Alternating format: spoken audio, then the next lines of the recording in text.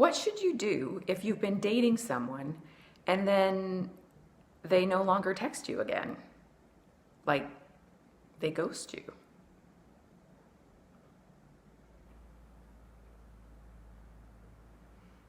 So I got a comment on one of my videos, and by the way, while we're here, click like and well, you don't have to click like, but click subscribe and hit the bell button so you don't miss any of my videos. As well, if you want to ask me questions, if you ask me in the comments section, then there's a much better chance that I will do a video for you. So be sure to put your questions and comments below, and I will make they ghost you.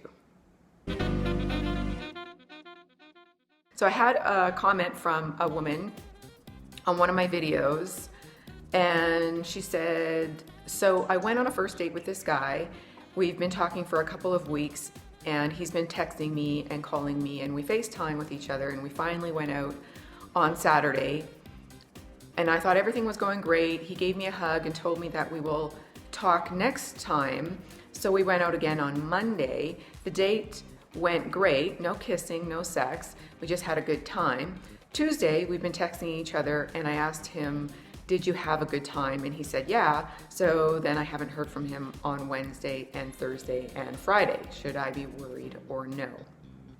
So I just want to go through a couple things on this before I get to my answer, which I did actually answer in the comments as well. A really good idea to, if you're not going to meet like almost right away, to get on FaceTime or Skype, because people are really different via text or email or IM than they are in person, and Skype or FaceTime is a much more accurate representation of who we really are in real life. I've actually got an example about this from my own life. I remember many years ago, before I realized all this, that I had met a guy online, and he lived in a different community, and we were texting back and forth for quite a while, like a couple of weeks, and we talked on the phone all the time, but we never Skyped or FaceTimed. And then he flew down to meet me because he was like quite a ways away, and there was like no chemistry there. Like, it was so disappointing for both of us because we were like so invested, and literally he went home on the next flight because it just wasn't there. Like, I felt so bad. And then after that, I was like, never again will I ever meet someone without FaceTiming or Skyping unless we're meeting like really fast. Like, my general rule for if you're meeting someone, if you don't already know them through your social life or work, like if you've met them online in any capacity, even if it's like through LinkedIn or Facebook or Instagram or wherever, if you haven't actually met them in person, then you definitely want to like keep the online communication to a minimum before you meet. Like, you want to meet as soon as possible, and if you can't meet in person in real life, then you need to get on FaceTime or Skype as soon as possible. Never worry, never think about whether or not you're losing them. Your mindset should always be whether or not you still want them. You still want them. Do you? Do I? You know what? I'm going to go have a life.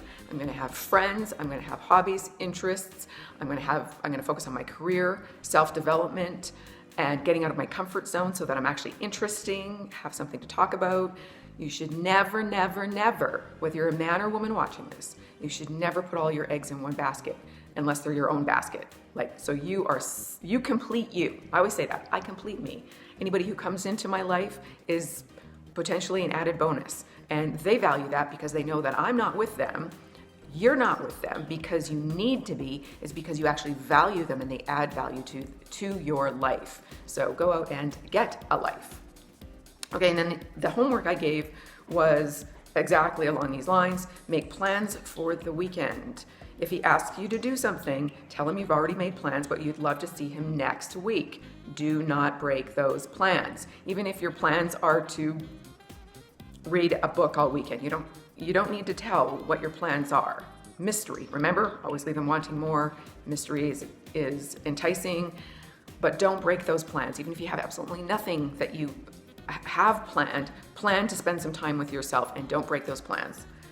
Because when someone starts to pull away from us, then you need to pull away further for them to want to spring back. Again, whether you're a man or a woman.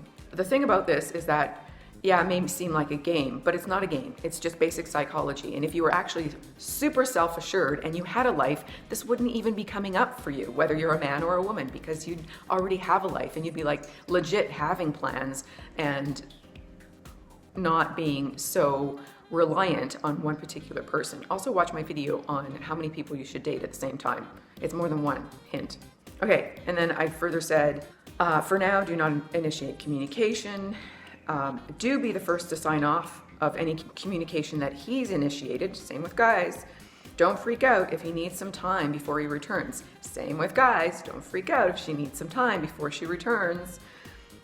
This could be like a psychological test, not a shit test, but a test to see if you're actually capable of being on your own without being so needy and clingy. When we're clingy on someone, we unconsciously put huge pressure on them to be our life source, and that's not attractive. Like, we need to be able to rely on our partner to be autonomous and have a life, and they're there because they want to be, not because they're desperate. And then I said, if he doesn't return, he may not have been getting enough sexual yes signals from you. So this is particularly for women giving men signals.